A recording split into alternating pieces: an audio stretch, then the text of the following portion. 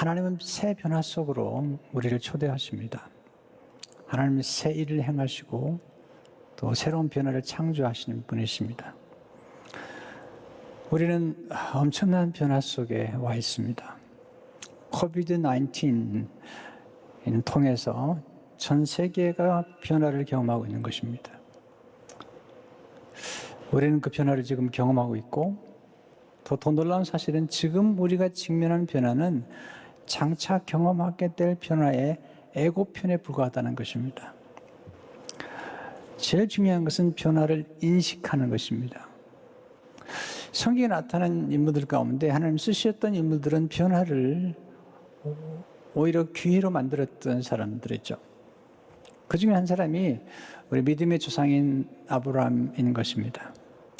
오늘 아브라함의 생애를 우리가 압축해서 보면서 그가 어떻게 변화에 반응하고 또 적응하고 또 변화를 통해서 어떤 축복을 경험했는지를 말씀 나누고 싶습니다. 오늘 본문에서 배우는 첫 번째 교훈은 첫째로 하나님은 만남을 통해 새 변화를 창조하십니다. 하나님이 아브라함을 찾아오십니다. 그가 살았던 곳은 원래 바벨론, 곧 갈대아 우르입니다. 바벨론은 갈대아죠. 갈대아 사람, 그러면 바벨론 사람이고요. 그 갈대아 지역 가운데 하나가 우르죠, 우르. 오늘 히브리서 11장 8절에 보면 믿음으로 아브라함은 부르심을 받았을 때에 순종하여 장래의 여보로 받을 땅에 나아갈 새 갈 바를 하지 못하고 나아갔으며 하나님 찾아오신 거죠. 근데 사실 이 본문은 히브리서에 나온 본문인데 이 본문의 그 직접적인 백그라운드는 창세기 12장 1절에 나옵니다. 여호와께서 이르시되 아브라함에게 이르시되 너는 너의 고향과 친척과 아버지의 집을 떠나 내가 내게 보여줄 땅으로 가라. 떠나라. 새로운 변화인 것입니다. 이 하나님의 새로운 변화의 초청 속에는 새로운 미래가 담겨 있고 새로운 하나님의 축복의 약속이 담겨 있는 것을 보게 됩니다. 도대체 아브라함을 부르신 하나님은 어떤 분일까요? 첫째로 하나님은 새 일을 알려주심으로 새 변화를 창조하십니다. 하나님은 새 일을 시작하실 때마다 하나님은 한 사람을 선택하세요, 먼저. 그리고 그에게 새 일을 말씀하시죠. 이사야 42장 9절을 보면 보라 전에 일이 이미 이루어졌느니라 이제 내가 새 일을 알리노라. 그 일이 시작되기 전에도 너에게 이르노라. 하나님께서 아브라함에게 찾아오셔서 새 일을 이루시겠다고 말씀하시고 새 일을 말씀하세요. 아브라함이 한 번도 경험하지 못했던 새로운 미래에 대해서 말씀하고 계신 것입니다. 두 번째로 하나님은 익숙한 것들과의 결별을 통해서 새 변화를 창조하십니다. 익숙한 것을 떠나라는 거죠. 여러분, 우리가 안전지대를 머무는 걸 되게 좋아하죠. 사람들은 익숙한 걸 좋아하는 것 같아요. 예수님 이렇게 말씀하시죠. 새 포도주는 새 부대에 라고 말씀하시면서 아주 의미 있는 얘기를 하세요. 사람들은 묵은 포도주를 좋아한다는 거예요. 옛것을 좋아한다. 이것은 뭐냐면 사람들은 안전지대나 또 익숙한 것에 머물기를 좋아한다는 것입니다. 그러나 하나님은 익숙한 것으로부터 떠나라고 말씀하시죠. 익숙한 것들과의 결별을 통해서 새로운 역사를 창조하시는 거죠. 자, 익숙한 것들과의 결별이 뭘 의미할 거예요? 익숙한 것들의 결별은 이별을 의미합니다. 네, 아비와 친척들과 이별하는 것입니다. 또한 떠남입니다. 떠나는 것입니다. 때로는 공간적인 떠남이 아니더라도 과거로부터 떠나는 것입니다. 또한 비움이죠. 네. 비움. 그리고 버림을 의미합니다. 버려야 될 게 많습니다. 자, 우리가 지금 버려야 될 것 가운데,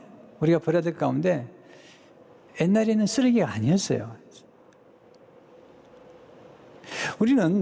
우리가 버리는 쓰레기들이 무조건 쓰레기가 아니라는 사실을 기억해야 돼요. 그러나 옛날에 우리가 살면서 최고라고 생각했던 모든 것들이 시간이 흘러가면서 다 쓰레기가 되는 것입니다. 하나님의 문 외에는 하나님만이 유일하게 시간이 지나도 여전히 존귀하시고 보비로운 분이지만 이 세상의 모든 것들은 시간이 지나가면 다 쓰레기가 되는 것입니다. 근데 이 쓰레기는 옛날에 최고 좋았던 거예요. 네. 어쩌면 지금 최고 좋았던 것들이, 좋은 것들이 세상에 한 몇 년만 지나면 다 쓰레기가 되는 것입니다. 자, 두 번째, 하나님은 새 변화를 위해 모험하는 인생을 살기 원하세요. 모험. 아브라함의 새 변화는 모험이죠. 75세 나이에 익숙한 것을 떠난다는 것은 모험입니다. 모험이 뭐죠? 모호한 변화 속으로 들어가는 것입니다. 선명하지 않아요. 이 모험하는 인생이 곧 믿음으로 사는 것입니다. 오늘 본문 히브리 10장 8절은 이렇게 말씀하죠. 믿음으로 아브라함은 부르심을 받았을 때 순종하여 장래의 유업으로 받을 땅에 나갈 때 갈 바를 알지 못하고 나갔으며, 갈 바를 알지 못하고, 이게 모험이잖아요. 또 특별히 하나님께서 인도하신 아브라함의 이동 경로를 보면 굉장히 먼 거리예요. 그 먼 길을, 그리고 어떻게 보면 꽤 위험한 길을, 그 길이 사막이 많아요. 특별히 가나안은 대부분이 사막이에요. 사막. 바벨론이나 하란은 굉장한 그 당시에 문명을 이루었던 도시예요. 근데 거기서 광야, 사막이 있는 가나안으로 가라는 것입니다. 자, 여기서 그의 삶의 가장 중요한 모험의 시작은 무엇으로 시작된 것일까요? 믿음이라는 것입니다. 여기서 첫째로 믿음은 새 변화를 위해 모험하는 인생으로 살아가는 원동력입니다. 믿음으로 아브라함은 그렇게 얘기하잖아요. 믿음으로 그러는 것입니다. 자, 우리가 믿음이란 말을 할 때 가장 중요한 게 있습니다. 믿음은 스스로 자신이 만들어내는 것은 믿음이 아니에요. 이것은 우리는 신념이라고 합니다. 자, 믿음에는 아주 중요한 세 가지 요소가 있죠. 첫 번째 요소는 믿음의 대상입니다. 아브라함은 하나님을 믿었던 것입니다. 전능하신 하나님, 상을 주신 하나님, 새 일을 행하신 하나님을 믿었던 것입니다. 영생을 주신 하나님 믿었던 것입니다. 축복하신 하나님 믿었던 것입니다. 또한 믿음의 내용이 있는데 그 내용은 약속의 말씀인 것입니다. 그냥 믿는 게 아닙니다. 하나님의 약속의 말씀 믿은 것입니다. 세 번째는 믿음의 방법인데 그것은 바라보는 것입니다. 히브리서 11장 1절을 보십시오. 믿음은 바라는 것들의 실상이에요. 바라는다는 것은 동경하는 것입니다. 우리는 무언가를 얻기 전에 먼저 바라보죠. 하나님이 믿음을 키울 때 아브라함에게 자꾸 보게 하세요. 바라보게 하시고 그리고 상상하게 하세요. 조카 롯이 떠나죠. 네, 떠나야죠. 왜냐하면 아비 친척이니까 계속 결별해야 되죠. 롯이 떠난 다음에 하나님이 아브라함에게 찾아오셔서 땅을 보여주세요. 보는 땅이 곧 아브라함의 소유가 될 거라는 것이죠. 창세기 13장 14절 15절을 보면 롯이 아브라함을 떠난 후에 여호와께서 아브라함에게 이르시되 너는 눈을 들어 너 있는 곳에서 북쪽과 남쪽 그리고 동쪽과 서쪽을 바라보라. 바라보라. 부은인 땅을 너희가 너와 내 자손에게 주리니 영원히 이르리라. 땅을 보지. 또 그의 후손을 보게 하시죠. 큰 민족을 보게 하시죠. 창세기 15장 5절에 보면 그를 이끌고 밖으로 나가 이르시되 하늘을 우러러 보라는 것입니다. 무뼈를 셀 수 있나 보라. 또 그에게 이르시되 내 자손이 이와 같으리라. 바라보는 게 정말 중요합니다. 상상하는 것, 동경하는 게 중요한 것입니다. 왜 그럴까요? 하나님은 바라보는 것을 소유케 하십니다. 먼저 보게 하시고 얻게 하시죠. 또한 하나님 바라보는 것을 이르게 하십니다. 우리가 바라보는 땅에 가게 하시죠. 바라보는 것을 성취케 하시죠. 또한 바라보는 것을 대상을 담게 하시죠. 하나님은 바라보는 상상을 통해서 세상을 변화시키는 것입니다. 하나님은 상상하는 분이시죠. 이 상상력이라는 것은 이것은 초자연적이며 초월적인 하나님의 역사를 경험할 수 있는 가장 놀라운 것입니다. 그림으로 모든 게 이루어지는 것입니다. 옛날에 전혀 불가능했던 사실들이 옛날에 그림을 그렸던 화가들이 그림을 그렸던 공상 만화가들의 모든 그림들이 지금 현실로 되고 있는 것입니다. 두 번째, 모험하는 믿음은 순종하는 믿음이죠. 8절 다시 보세요. 믿음으로 아브라함 부르심 받았을 때 순종하여 장래의 유업으로 받을 땅에 나아갔을 갈 바를 알지 못하고 나아갔으며 순종은 모험이죠. 갈 바를 알지 못하고 떠나는 거니까요. 순종하는 믿음은 결코 무모한 모험이 아닙니다. 왜냐하면 이 순종은 그냥 순종하는 것이 아니라 하나님의 약속을 붙잡고 순종하는 것입니다. 하나님의 능히 약속한 것을 이루실 것을 믿고 순종하는 것입니다. 아브라함은 믿음의 내용을 확실히 붙잡았던 것이죠. 로마서 4장 20절 21절을 보게 되면 믿음이 없어 하나님의 약속을 의심치 아니하고 믿음으로 견고해져서 하나님께 영광을 돌리며 약속하신 그것을 또한 능히 이루실 줄을 확신하였으니. 성경에서 가장 중요하게 보는 게 순종이죠. 예. 왜냐하면 그 순종을 통해서 새로운 역사가 전개되기 때문에. 선교적 교회에 대한 책을 많이 쓰신 분 가운데 마이클 프로스트라는 분이 계세요. 또한 엘렌 허쉬라는 분이 계신데 그분이 몸으로 나가는 믿음이라는 책을 쓰셨는데 거기 이렇게 얘기하고 있습니다. 아브라함은 순종의 행동으로 이 응답했으며 이것이 정말로 역사의 경로를 바꿔놓았다. 이 행동은 세계 구원의 역사에서 가장 중대하고 결정적인 순간 중에 하나였다. 그래서 분명히 믿음의 도약이었다. 네, 순종. 이 순종의 한순간이 아브라함의 순종을 알면 선 인류가 구원을 받게 되는 놀라운 역사가 이루어지는 것입니다. 세 번째, 믿음은 새 변화 속으로 들어가는 용기이죠. 8절을 보시면 장래 여보로 받을 땅에 나갈새 갈 바를 알지 못하고 나갔다. 대단한 용기입니다. 갈 바를 알지 못하고 나갔다. 여러분 인생에서 모험이 아닌 게 어디 있습니까? 여러분 결혼이 얼마나 위험한 것입니까? 결혼하신 분들 위험한 모험을 하신 겁니다. 자녀를 낳고 키우는 게 얼마나 위험한 모험입니까? 교회를 개척하는 게 얼마나 위험하고 모험하는 것입니까?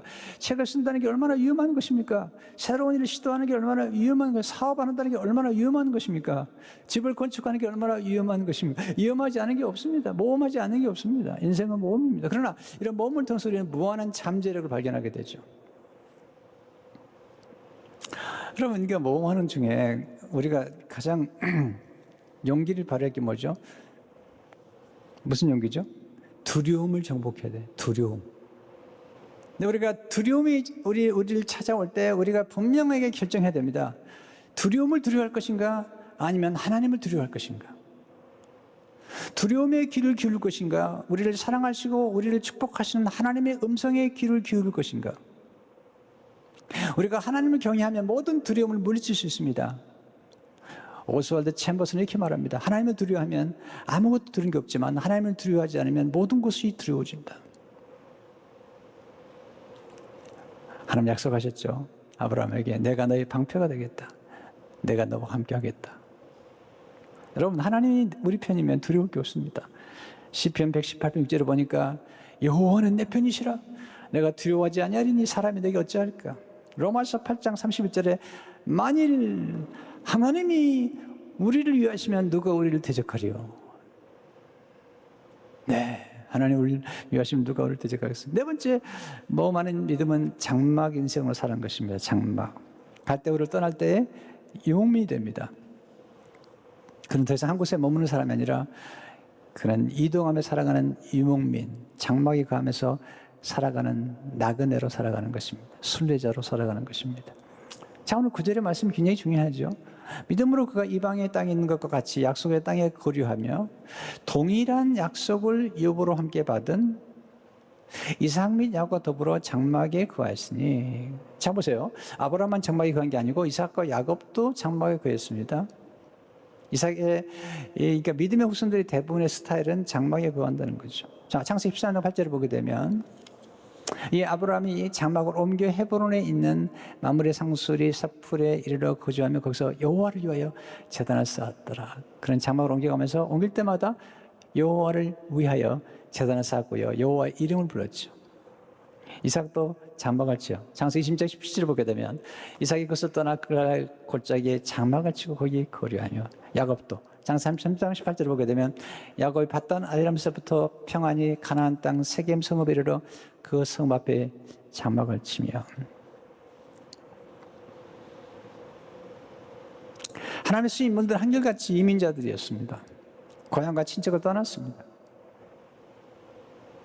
여러분, 장막에 산다는 것은 늘 움직인다는 것입니다. 하나님이 머물라 머물고 떠나는 것입니다. 이게 하나님의 사람들의 특징이죠. 나그네로 살아가는 것입니다. 어떻게 보면 주변인으로 살아가는 것입니다.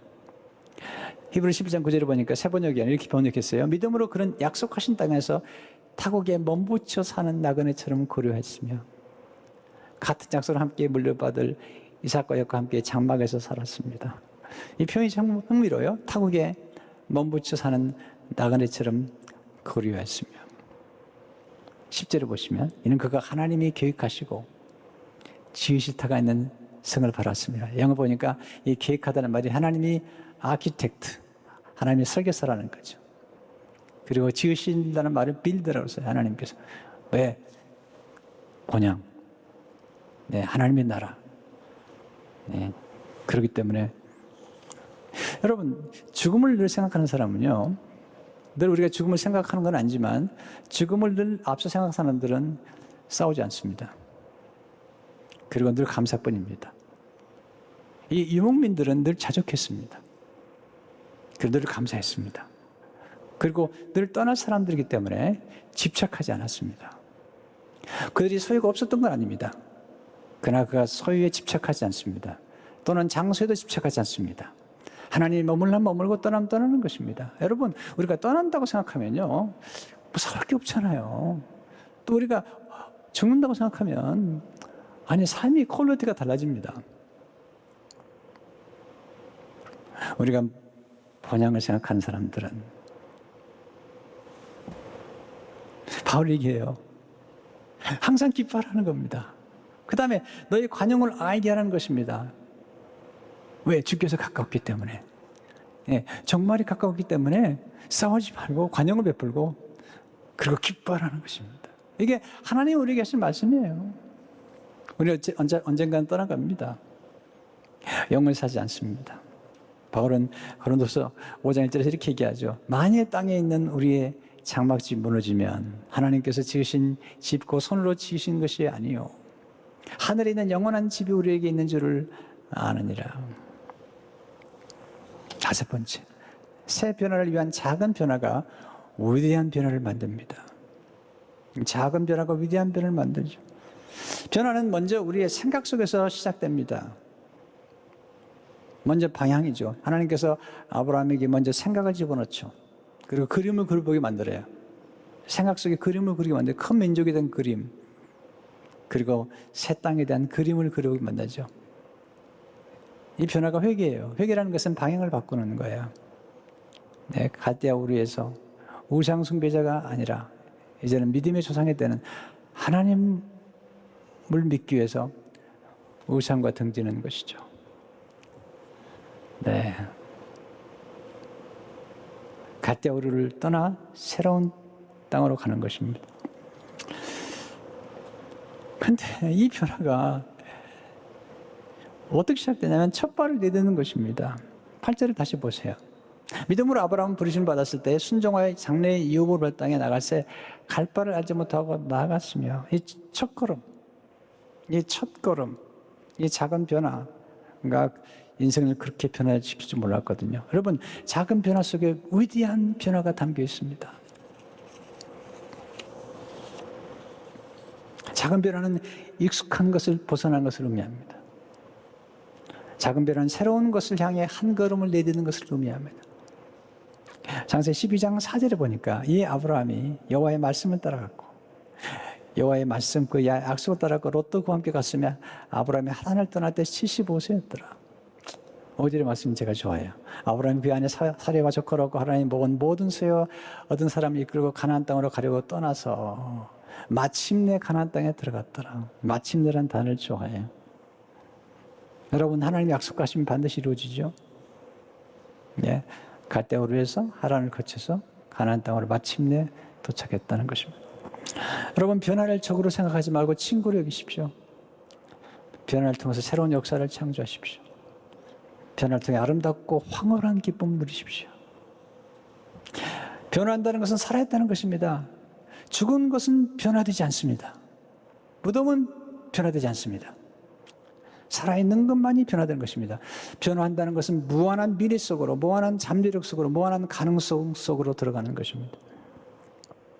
여러분, 새로운 변화 등 새로운 사명을 발견하십시오.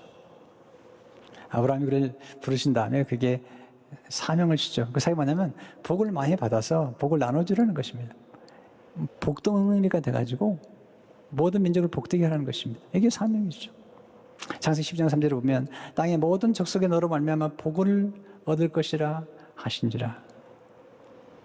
이게 하나님의 구속의 드라마의 사건입니다. 그를 통해 천하 만민이 복을 받는 것입니다.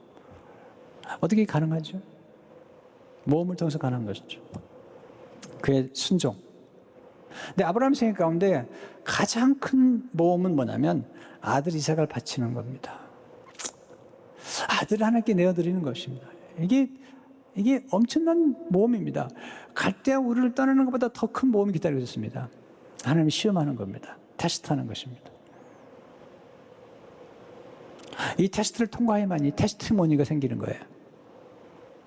내 순종이라는 테스트를 통과할 때 우리는 테스티모니, 간증이 생깁니다. 하나님 부르십니다. 창세기 22장 1절에 대해서 이렇게 말씀하세요. 그를 위해 하나님이 아브라함을 시험하시려고, 테스트하시려고 그를 부르시되 아브라함 하시니 그가 이르되 내가 여기 있나이다. 여호와께서 이르시되 내 아들, 내 사랑하는 독자 이삭을 데리고 모리아 땅으로 가서 내가 내게 일러준 한 산 거기서 그를 번제로 드리라. 이 모리아는 예루살렘이에요. 거기서 이삭을 바치랍니다. 모험이죠. 아니 하나님이 약속하신 아들 아닙니까? 근데 이제 바치라고 그러는 거죠. 왜냐하면 이삭을 낳은 다음부터 이삭이 왜 아브라함의 우상이 되어버렸어요. 이삭 앞에 안주하고 싶었던 거죠. 그건 하나님을 두려워하기보다는 이삭의 안전에 대한 두려움이 컸어요. 그런 이삭의 노예가 되어버린 거죠. 하나님은 아브라함이 위험하다고 생각했던 거예요. 하나님 외에는 어떤 것도 우리가 노예가 되면 안 되는 거죠. 뭐 하나님보다 더 소중한 게 있다고 생각하면 그게 자식이면 그것도 우상이 되는 거예요. 그걸 내려놓으라는 것입니다. 아브라함이 시험에 통과하잖아요. 참 대단한 것입니다. 그렇게 사랑하는 아들을 하나님께 드리는 것입니다. 내어놓는 것입니다. 하나님께서 두 가지를 말씀하세요. 아브라함아, 내가 이제야 나를 경외하는 걸 내가 알겠다. 그 이유는 내가 사랑하고 아끼는 내 독자, 내가 아끼는 아들을 내게 주었기 때문에. 이 테스트가 그의 생애를 완전히 바꿔놔버린 거죠. 하나님 축복하세요. 창세기 22장 17, 18절에서 이 테스트를 통과하니까 간증이 생기는 거죠. 내가 내게 큰 복을 주고 내 씨가 크게 번성하여 하늘의 별과 같고 바닷가의 모래와 같게 하리니 내 씨가 그 대적의 성문을 차지하리라. 또 내 씨로 말미암아 천하 만민이 복을 받으리니 이는 내가 나의 말을 준행하심이라 하셨다 아니라. 여기서 말하는 씨라는 것은 사실은 이삭의 후손으로 오신 예수님을 의미하죠. 아브라함의 순종을 통해서 전 인류가 구원받는데 그분은 예수님을 통해서 오신 것입니다. 왜 이 모리아 사건이 중요할까요? 아브라함 생애 가운데 가장 위험했던 모험이었기 때문에. 왜 이 사건이 중요할까요? 이 사건은 2000년 후에, 아브라함이 BC 2000년 된 사람이 2000년 후에 하나님 아버지께서 가장 위험한 모험을 시도하시기로 결정하신 것을 알기 때문이죠. 어떻게? 하나님께서 독생하신 아들, 가장 아끼고 사랑하는 아들을 우리를 구원하기 위해서 이 땅에 보내신 모험, 십자가에 내어주신 모험, 그렇게 포악하고 폭력적이고 무례한 그들에게 아들을 내어준 모험, 그들을 사랑하기로 결정한, 우리 같은 죄인들을 사랑하기로 결정한 그 사랑 때문에 하나님 모험을 하신 거죠.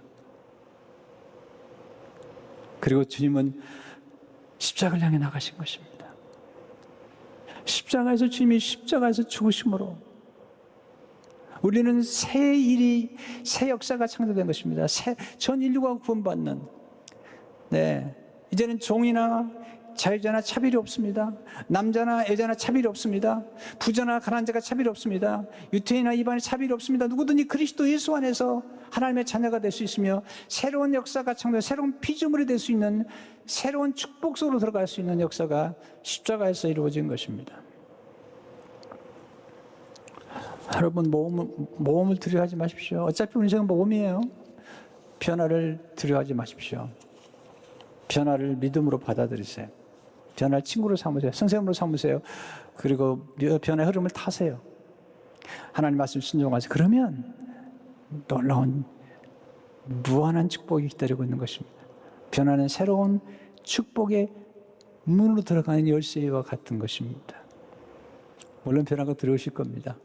네, 그러나 두려움의 길을 기르지 마시고 하나님의 음성의 길을 기르시고 하나님을 경외하시기 때문에 하나님이 예비하신 놀라운 새로운 미래와 축복이 여러분에게 임할 것입니다. 기도하겠습니다.